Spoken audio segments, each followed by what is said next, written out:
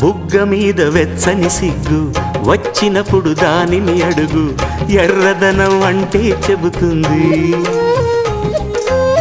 పెదవి కొమ్మ పూసిన పువ్వు అందమైన నీ చిరునవ్వు, తెల్ల రంగు అట్టా ఉంటుంది. నీలో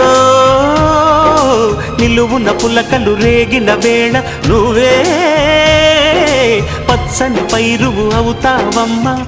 దిగులు రంగే నలుపు అనుకో, ప్రేమ పొంగే పసుపు అనుకో. భావాలను గమనిస్తుంటే ప్రతి రంగును చూస్తున్నట్టే, చూపులు ఎవరివైనా చూపించే లోకం ఒకటే.